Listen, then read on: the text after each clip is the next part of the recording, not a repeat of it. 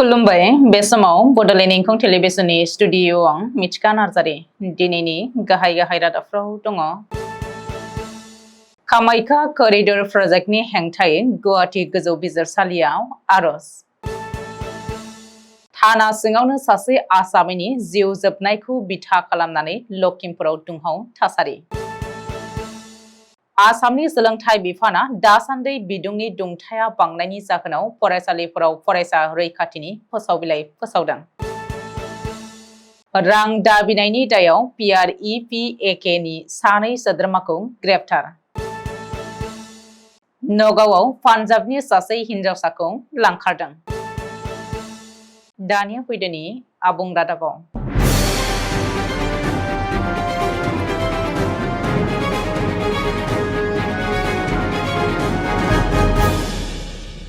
मिरु सरकार आरो रायजो सरकारनि बिमा कामाख्या करिडर प्रजेक्टनि हेंथायै गसंदों कामाख्या मन्दिरनि बर पुजारी नवज्योति शर्माया। बेनिखायनो सरकारनि बे मावनो लानाय प्रजेक्टनि हेंथायै गुवाहाटी गोजौ बिजिरसालियाव मोनसे आरजि पेटिशन होदों। मानो होनोब्ला सरकारनि बे बिमा कामाख्या करिडर प्रजेक्टनि थाखायनो मोनसे समाव नीलाचल हाजोआ मिथिंगायारि लुंहेनायाव थेर बेथेर जोबस्रांलांहैनो हागौ। गावजों गाव सुंथालायनाय एबा इक'लजिकेल बेलेन्स आरो हाइड्रलजिकेल बेलेन्सआ थाहैयाबो जानो हागौ। बे बिथिङाव नायबिजिरनो थाखाय गुवाहाटी गोजौ बिजिरसालिया मिरु सरकार, आसाम सरकार, archaeological survey of India, PWD building, national highway authority आरो गोबां लोब्बायारिफोरनो नटिस जारि खालामदों गुवाहाटी गोजौ बिजिरसालिया। लखिमपुर जिल्लानि सिङाव केलमाटी थानायाव दुंहाव थासारि सोमजिदों। थाना सिङावनो हमनानै लाबोनाय मबाइल सिखाव एबा सासे आसामिनि जिउ जोबनायखौ बिथा खालामनानै रायजो राजाया केलमाटी थानायाव फैनानै दुंहाव थासारि सोमजिहोयो। जाहोनाव थानानि मटर गारिफ्रा गासैबो थेर बेथेर जाजोबो। सुलुङाव फोरमायथिनाय बायदिब्ला आश्राफुल आली मुंनि सासे सुबुंखौ पुलिसा मबाइल खावनायनि दायाव हमनानै लाबोदोंमोन। नाथाय उननि समाव आसामी आश्राफुल आलीया थाना सिङावनो थैनानै थायो। बे जाथायखौ नखरनिया आश्राफुल आलीखौ बुथारदोंसो होननानै दाबि खालामदों आरो दायनिगिरिखौ थोजासे साजा होनो खावलायदों। लखिमपुर जिल्लानि एसपिआ जोबोद गोख्रैयैनो ASI दीपांकर सांमाइखौ रिजार्भ क्लज आरो सासे हावलदारखौ सासपेन्ड खालामबाय होननानै मिथिहोदों। रायजोआव दासान्दि साननि दुंथाया बारानिफ्राय बारा बांनायनि थाखाय आसामनि कामरुप मेट्रपलिटान जिल्लायाव गुदि सोलोंथाइ बिफाना बुधबारखालि फरायसालिफोराव फरायसालिनि समाव सम बायदियै गासै खेबथामै दै लोंहोनानै फरायसाफोरनि देहाखौ थाजिमै लाखिनो थाखाय फोसावबिलाइ फोसावनानै होदों। बेनि अनगायैबो फोसावबिलाइनि गेजेरजों फरायसालिनि फुंनि एसेम्ब्लिखौबो फरायसालिनि बायजोआव खालामालासेनो थाखो खथानि सिङावनो एबा खामसालियाव बानायनो थाखाय बिथोन होनायखौ नुनो मोनदों।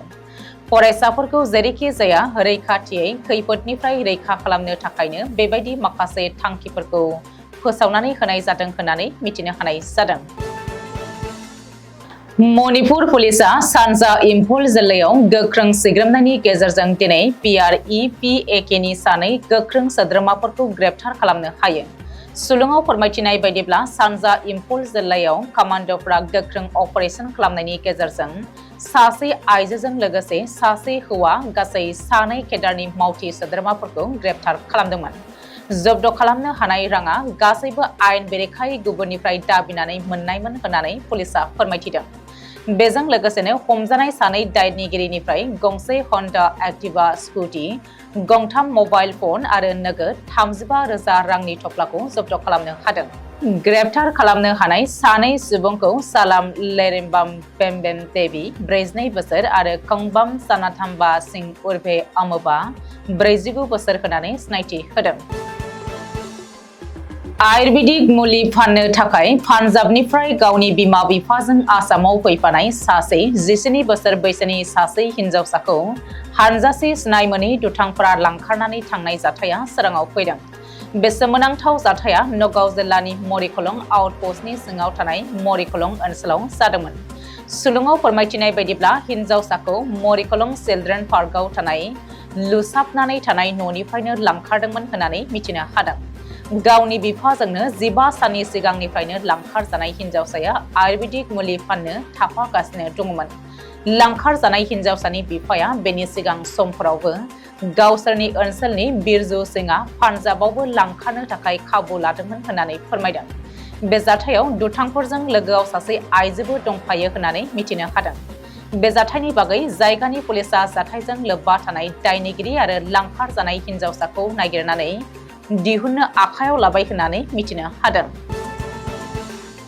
दिनैनि रादाबा एसेनोसै। गोजोन्थों।